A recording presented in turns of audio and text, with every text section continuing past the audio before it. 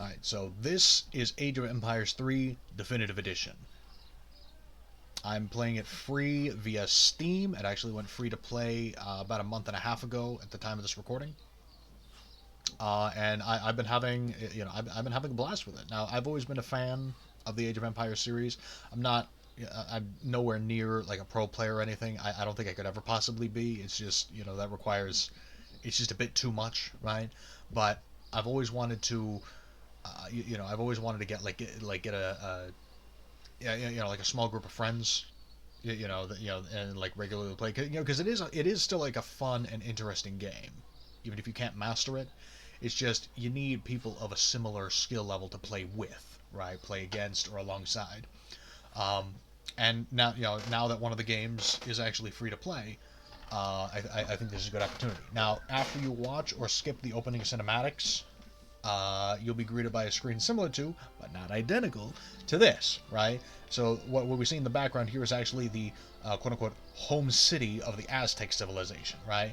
And you can see by this box right now. So this is just for the free to players. Um, the rotation, right? It shows you what civilizations you're allowed to use.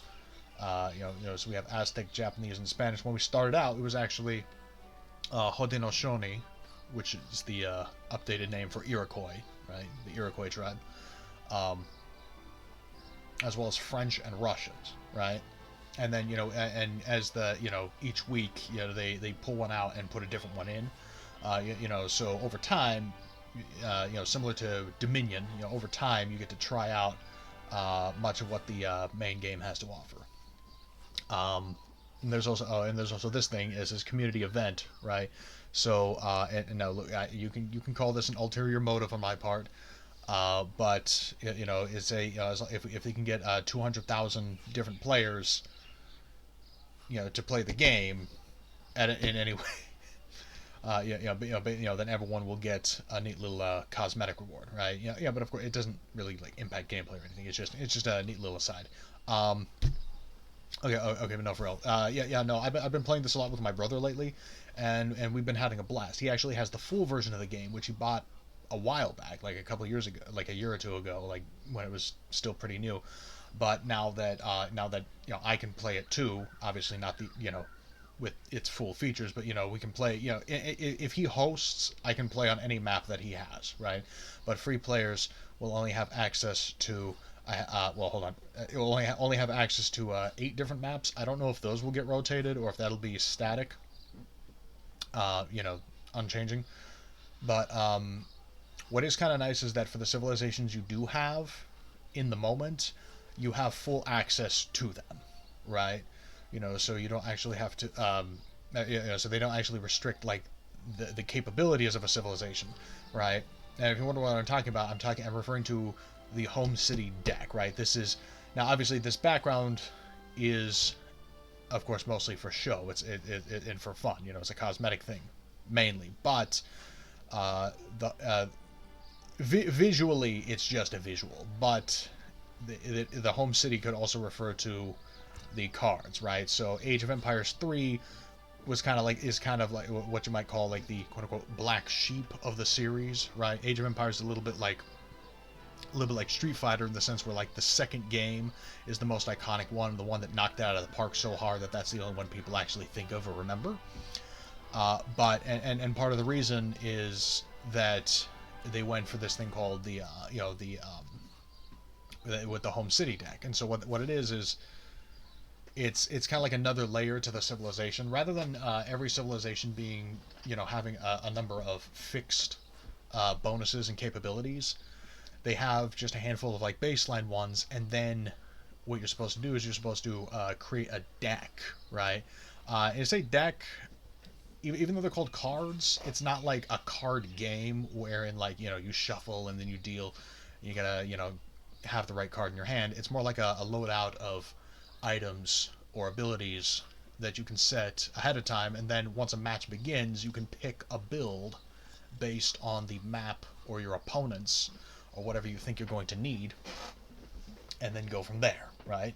And so when you boot up the game, every civilization will have these 6 decks: beginner, land, naval, tycoon, treaty, and treaty natives. these are just kind of like suggestions, right? You don't have to keep them, but you know, in the event that you wanted to like just jump in the game, from booting up, at least you'll have options. You're not going to be up a creek. And so I am going to just go ahead and use one of those default decks. They're different from civilization to civilization, obviously, but I'm just gonna I'm gonna play a game to demonstrate what this is all about. Now, okay, first things first, of course.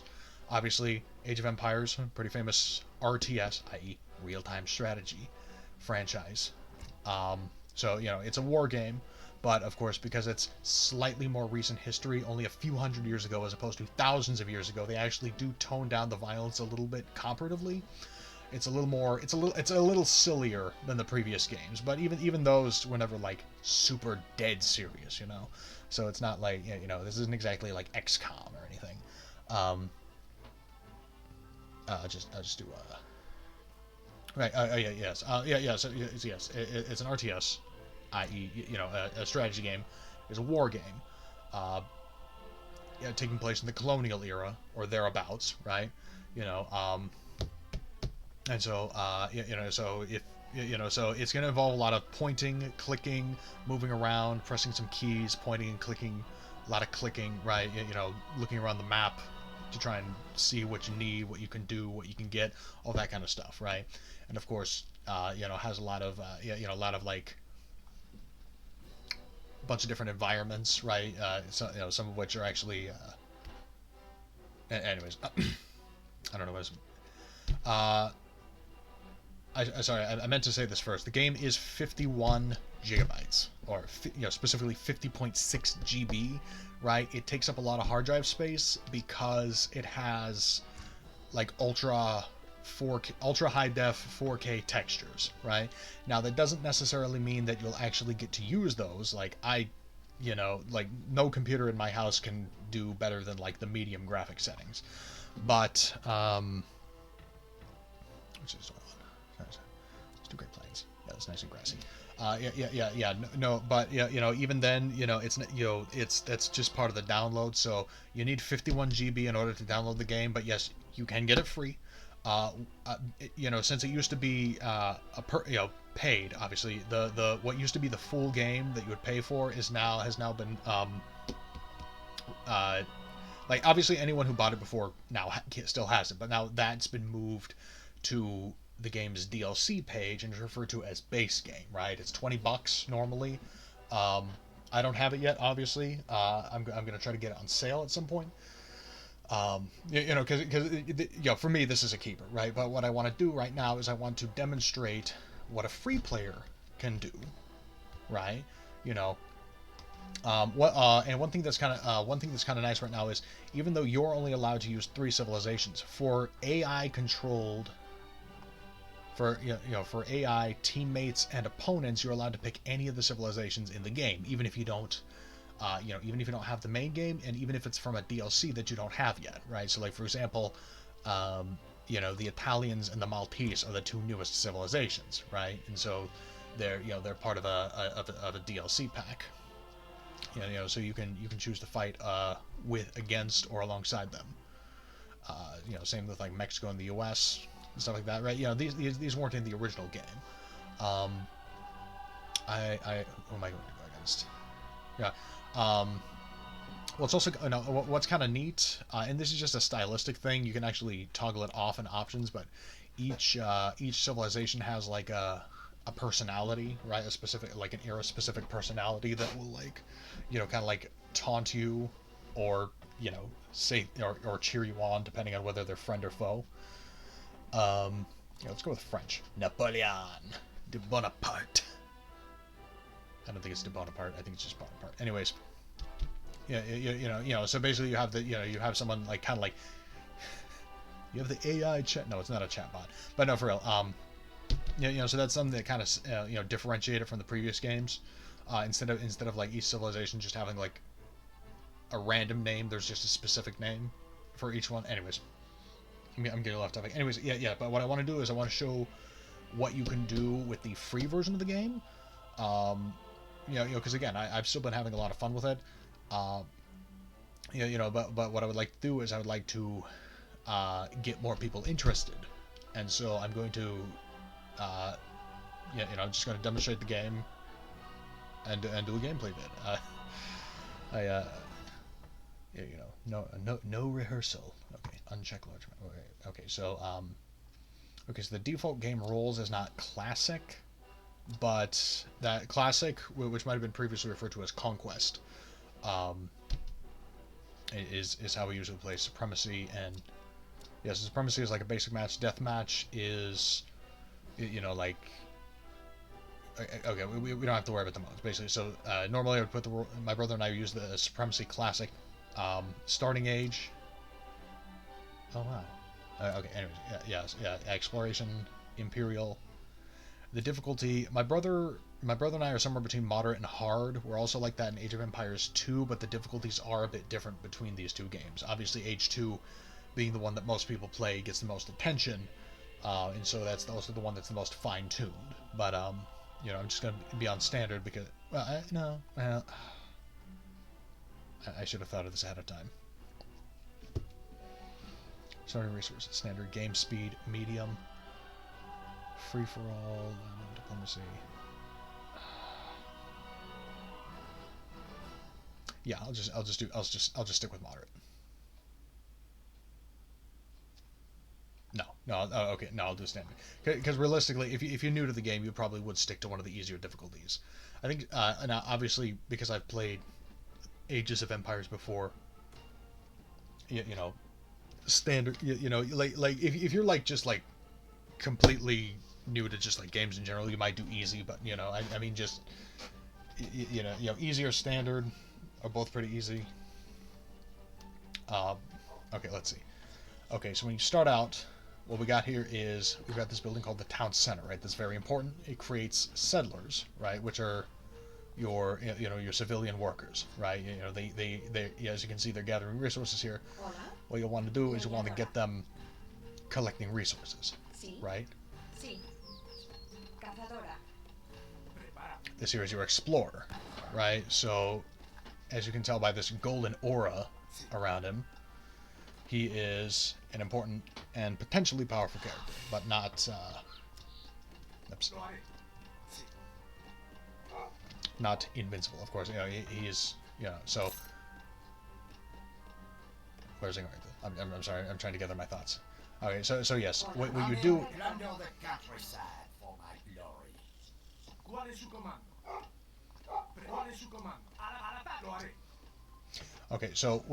So the goal of the game is you want to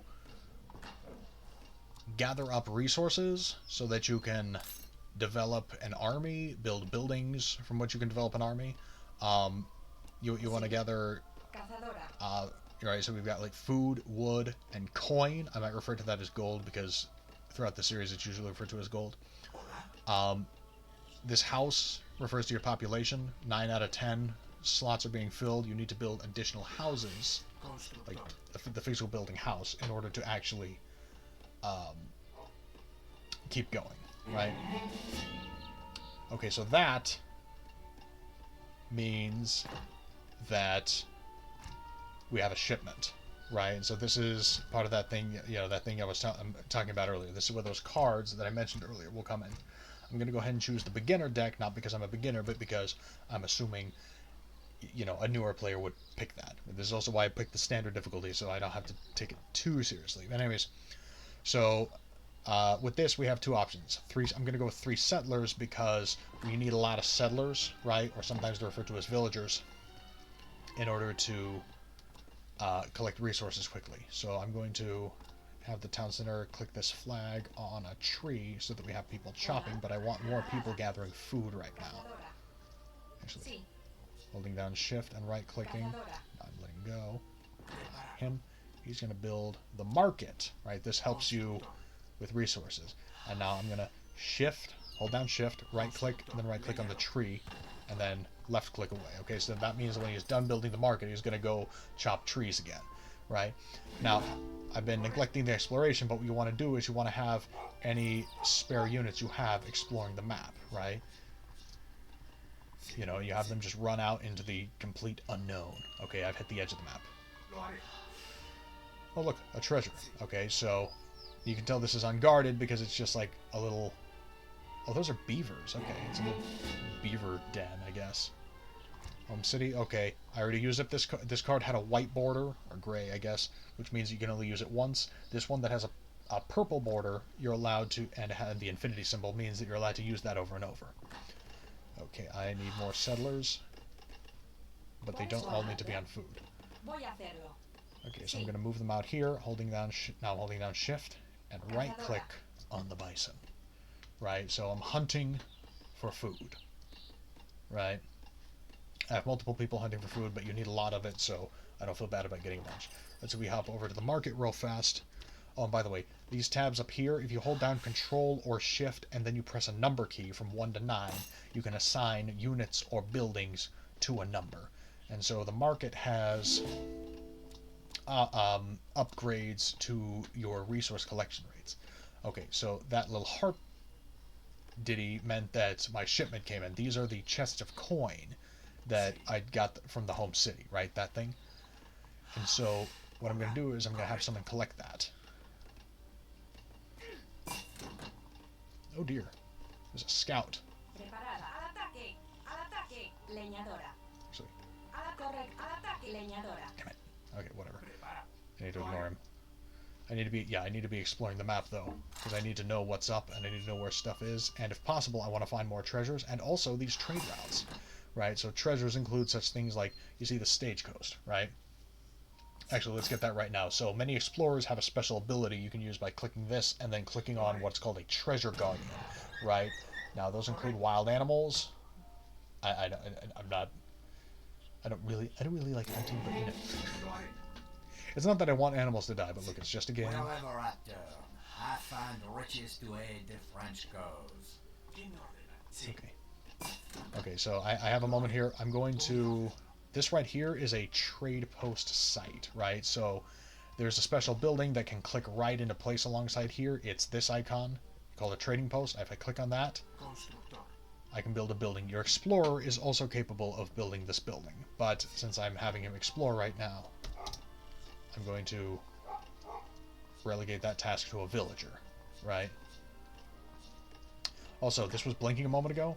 That means I'm capable of advancing to the next age. Now, when you click on the button, you're going to be presented with this option, an option of characters, right? Some civilizations have a different slew of options, but basically what you notice here is they have different costs and different effects, right? Okay, let's see. So I'm going to go with the naturalist because he provides a bunch of extra food. Oh, what have I got down here? Okay, I got to be careful because I might be under attack soon. Actually, I may want to get a trading post down here. So this is not part of the trade route. It's a native settlement, right? So you can actually recruit soldiers and sometimes other things, other types of units from native settlements. Where are these guys going? Oh, they're going to hunt. Okay, whatever. I'm going to go for gold. In fact, where is my...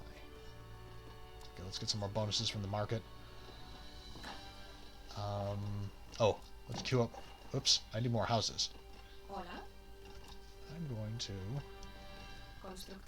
build a couple more houses because I'm going to do right-click, shift, right-click, and then right-click here. And the last thing and let go. Okay, he's done with that task.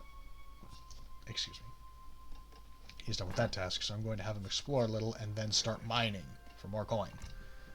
I could grab these cards now, but I'm going to wait until I get to the next stage because then I'll unlock a new slew of cards that I could use. Oh dear. Okay. With animals, with hunting animals, you typically want more than one person collecting from it at a time. Okay. What do we got done? Oh, I built my trading post site. And look, it comes with some bonuses. This is Apache cactus use. This improves settler speed and hit points, but also I can also train some of the local natives as soldiers. So now, okay, now again, look, it's a game. Okay, so we're not exactly worrying about like historical any kind of like historical implications. So just, you know, relax. Okay, here we got more huntables. So once these people are done with that animal, they're going to go over here. Real fast, I have some spare wood. I'd like to build another trading post so I can get more natives on my side. And I gotta look out because the enemy explorer and his scout is running by. Now I'm gonna set this is the military gather point from the town center. Oh, look, if you can't keep up with everything, I'm just trying kind of running by some of the things as I've seen them. Don't worry if it doesn't all make immediate sense. I'm just trying to give a gist of the game, you know, how it plays and the things you can do in it. Okay, I have some men here. Some Apache cavalry. Not helicopters, but, you know, the things they were named after. They run fast, they hit hard. What are these? Apache Endurance. Improves all of your military speed. That's cool. Okay, we don't want idlers. Okay, cows. Okay, I got some cows. I want a livestock pen, because the cows can eat at the livestock pen. But I also want to prepare for war, and I need more wood. I gotta chop more trees. In fact, can I get some wood here? Yes, I have a shipment. So I'm going to grab cords of wood and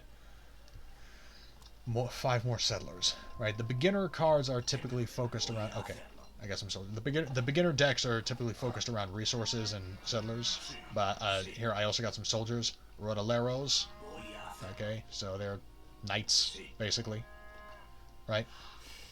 Okay, so if you click on one unit, you can select it by itself. If you double click on a unit, it selects every one of that unit that you can see, or you can do a click and drag box to get them all together, right?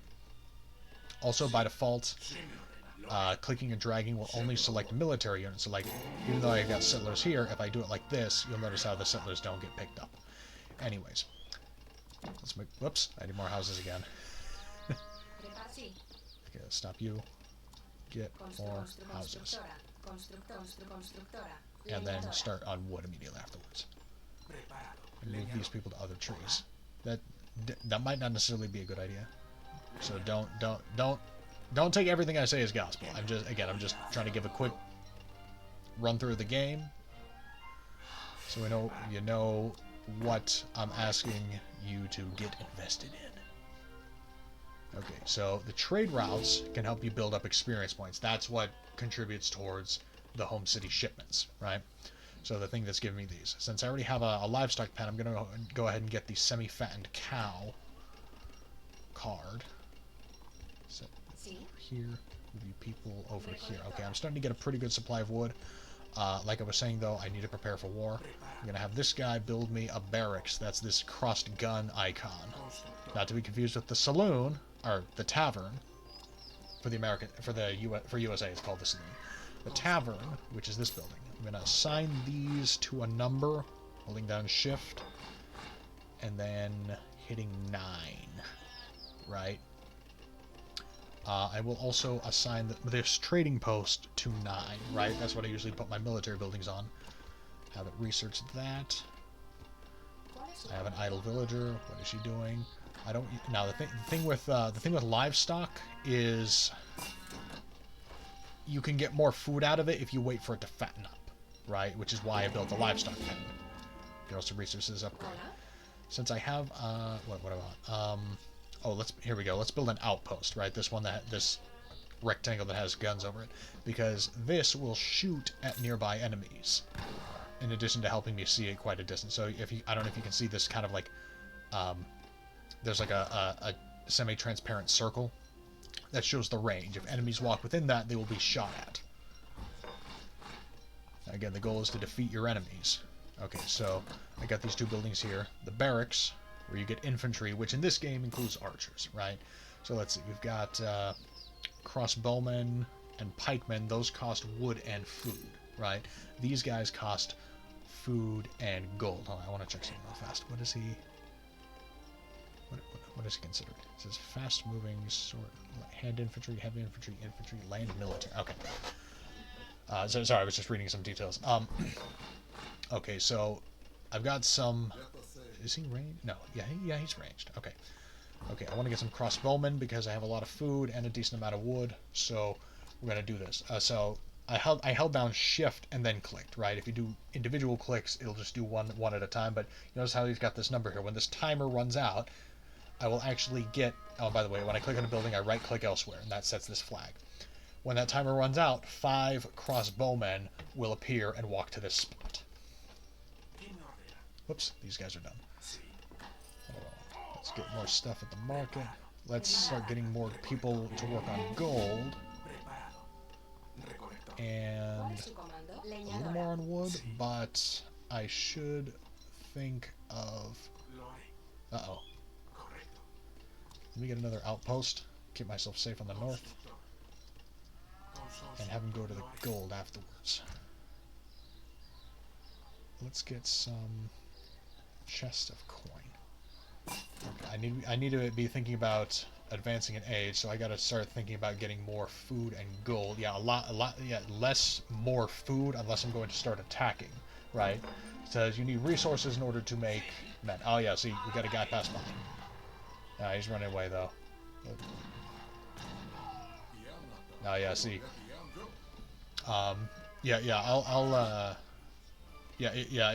If you just learned the game, it might be a little difficult at first to figure out what units are good against what.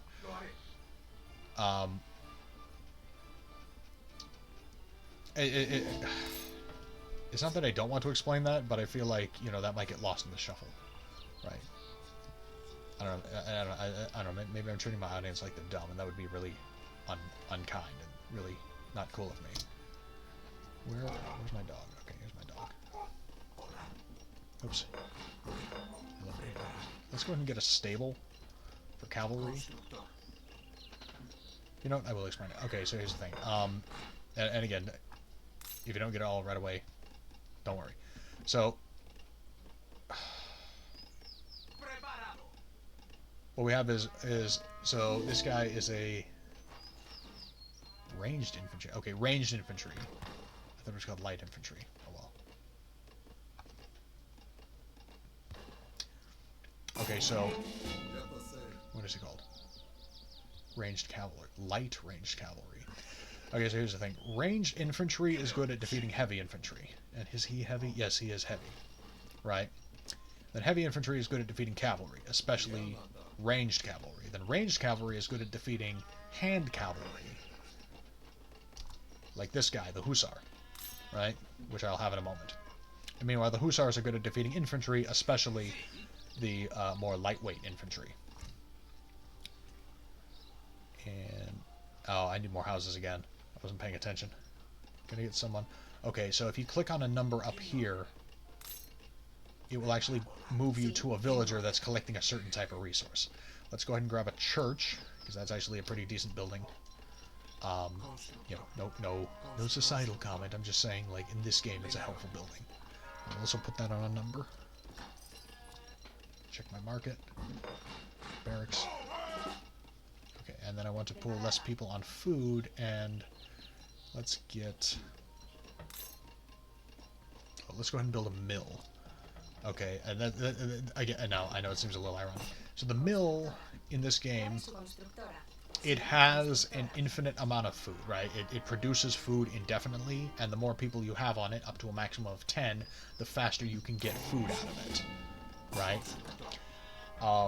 But it's a lot slower than hunting or even here, like I wasn't paying attention. All my cows finished up. Okay, so I'm actually going to pull 3 people off the mill to eat the fattened cows. And she can grab the coins. Oh, now I have enough coin to get to the next stage. Now, typically you'd want to do this a bit faster. I'm just meandering because I'm, you know, just trying to show different stuff in the game. I know, not a very good. I'm not setting a very good example. Let's go ahead and go with. Okay, so yeah, you know, so you see we got a bunch of different choices and things that they come with. I'm gonna go for the bishop. It comes with a covered wagon. What that does is that gives us a new town center. Now I know I haven't been making.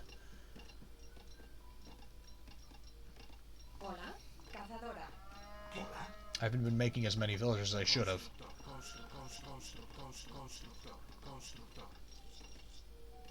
just gonna have him do the first one. When he finishes up, I'll catch him. Okay, this button right here.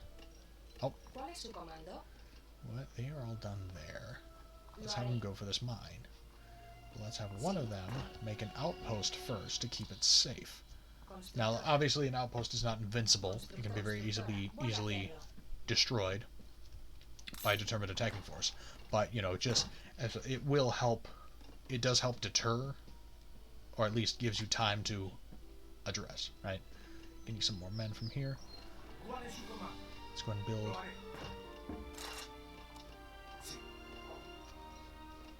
Build that. Do I need a shipment? I could get a shipment of pikemen, but I'm going to hold off and see if I can get better shipments in the Fortress Age.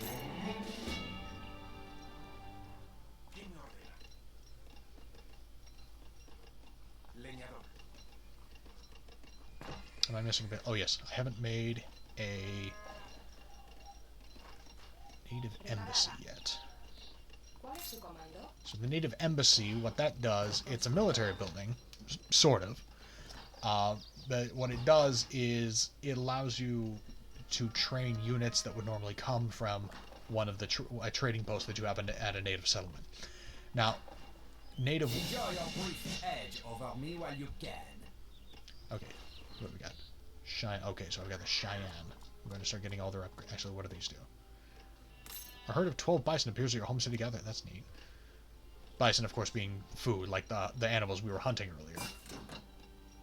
Horse training. Able to mount your cavalry more quickly, which trains them faster. That's good.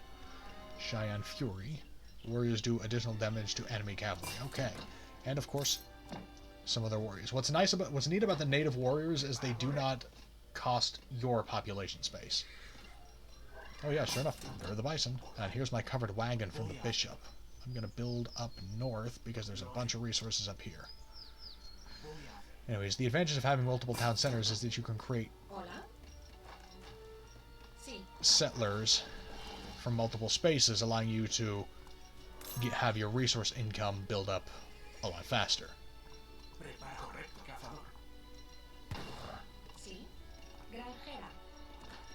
And since I already built up a bunch of resources, I guess I'll go ahead and get to the final age. Again, this is a really poorly paced game because I'm just playing on easy, standard, just kind of showing off how it works. What do we got? I'll go ahead and pick. I'll go ahead and pick the engineer because it comes with falconets, which is a cannon. I'm going to set my town center gather point over here. Actually, you know what? I'm going to show outposts or anything that's similar to an outpost can be set to have home city shipments come from it, right? As opposed to your town center. What is this? No. Here, let's get a fort. Lancers. Cavalry combat. Okay, so this is one of those bonuses. This is one of those things I was talking about earlier. So this is a bonus that the Spanish can get, as well as a number of other civilizations, but it's not something that they just have by default. You actually have to manually have this you have to have this in a deck and then choose it via the home city. So what this does, this is an upgrade. That's neat. This is an upgrade to the civilization's performance, right? And so this will, yes, okay, so it gives all of my cavalry more HP and more attack, right? In fact, I should probably demonstrate the attack. Now, obviously, I'm not as efficient as like a true pro player or whatever, but from what I've found so far is that Age of Empires 3 games, between the various quirks and changes, tend to go a lot faster than the previous games. Okay, so yeah, he's got an army, a bunch of guys. I should just... Here, if you're not sure what else to do, click this button for attack move, and then click towards the enemy. Then your soldiers will run in that direction, attacking anyone they run into. The fort is a powerful defensive building that will...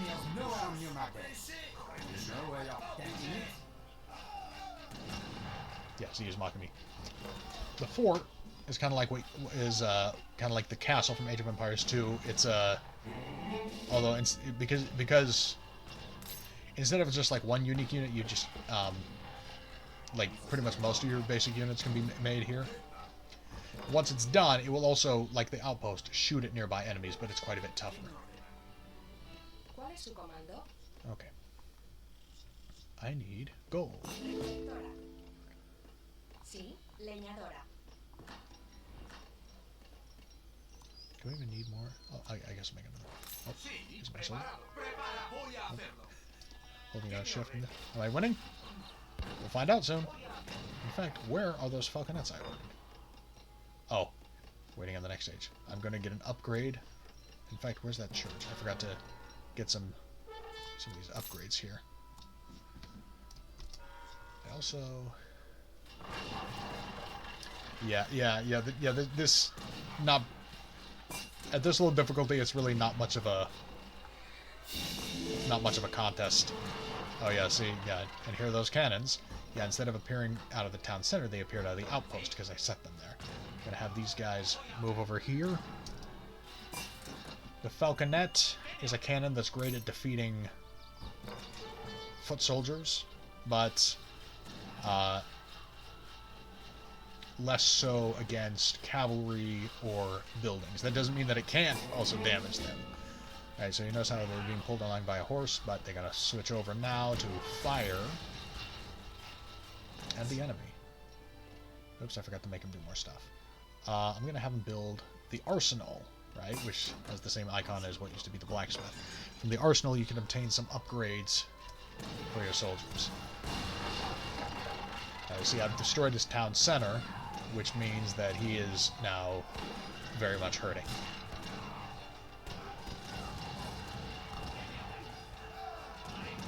Move this over here. But a basic move, so he's not attacking. How can this be? I cannot fight on without troops or resources. I tender my resignation to you.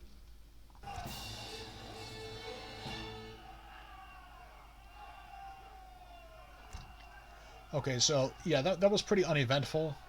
You know, again, I was just kind of trying to show you just like some just like general controls and stuff. You know, I think what I'll do now is I'll go up against a moderate opponent so you can see, you know, something a lot more interesting than what just happened, because that was, I don't know, that was too easy.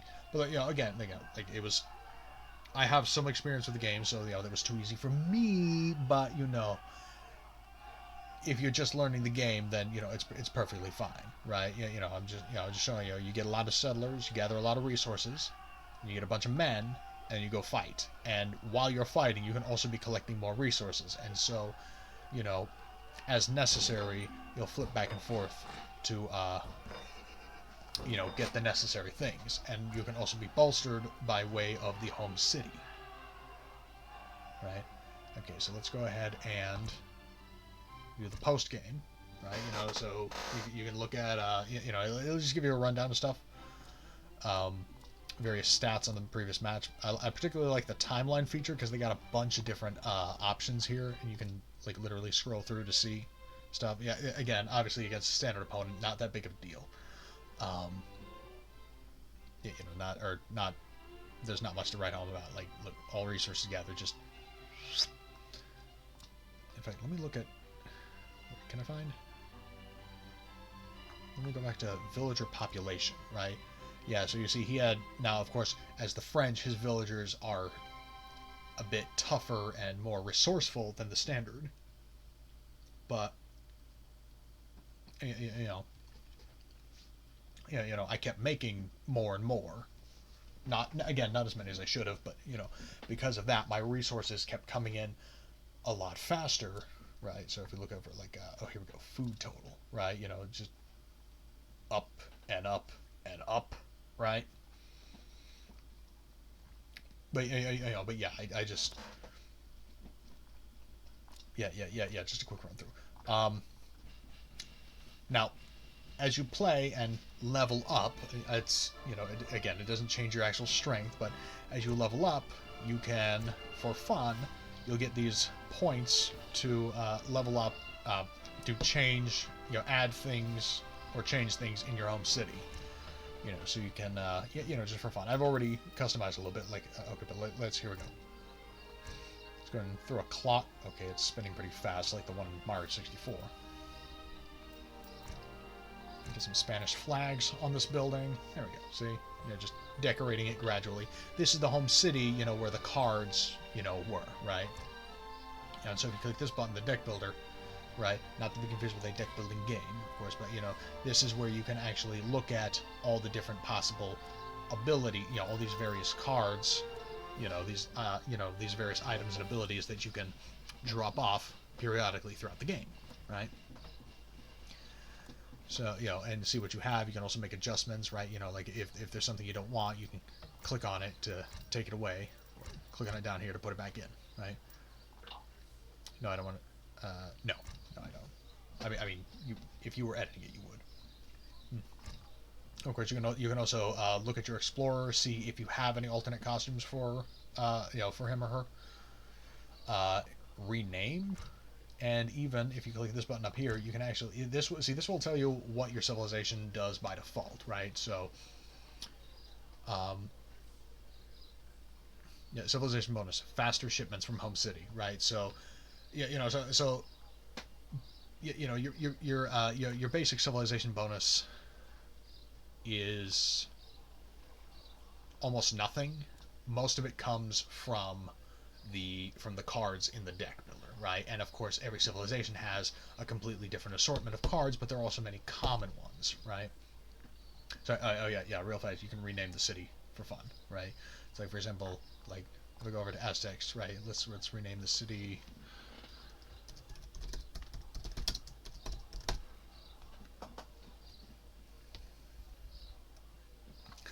Target Zan's Temple.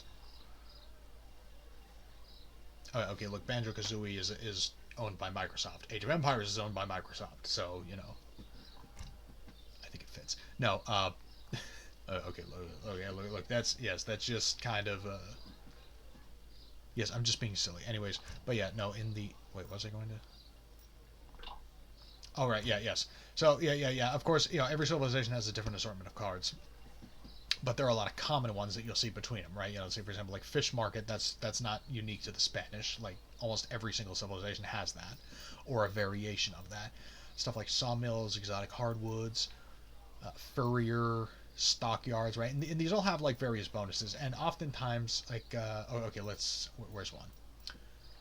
Yeah, like furrier. Okay, so here it says villagers gather food from hunted animals, berries, and cherry orchard faster. Berries and hunted animal resources last longer, right? And it shows you the percentages for that, right? If we look at the commerce age, I believe, yes, sustainable. Oh no. Well, that's related, but it's medicine, spice trade. Oh, here we go, spice trade, right? It's the same thing, but it's more extreme, right? And the thing is, you can have both spice trade and furrier, and refrigeration, right? And you'll notice how it just keeps adding more and more food gathering, right? So if you wanted to, you could make it to where you gather food really quickly, right? And of course, they got a bunch of cards for like shipments of men, shipments of building, upgrades to various things. Some of them are, a lot of the upgrades are unique to civilizations, and others are. It's not so much that they're unique, but like, maybe like uncommon, right? Or like it'll be like variations, right? So like earlier we found here or okay, like for example, here we have some bonuses to cavalry, right? Like the Japanese, they don't have the same kind of cavalry as the Spanish do, but they also have cards that add bonuses to attack or HP or whatever for their cavalry or infantry or archers or whatever it may be, right? And now in what it's up to you to pick the 25 cards that you want to use, or I'm sure if you look online, there are plenty of like fabricated decks that you can simply copy or modify yourself that you can look up.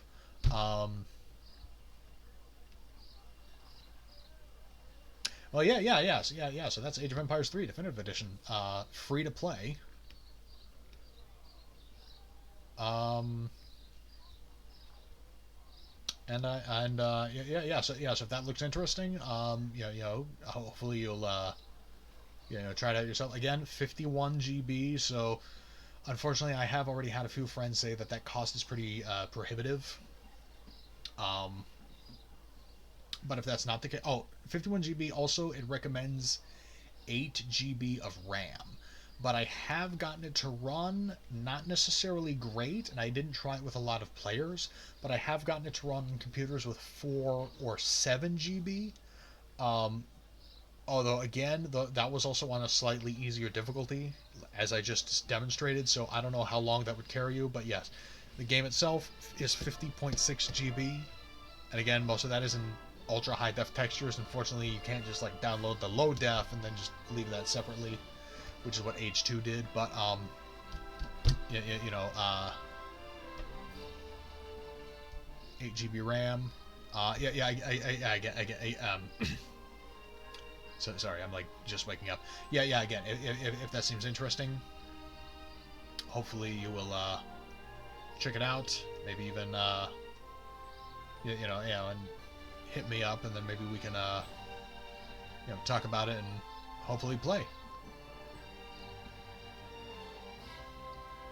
Yeah, definitely.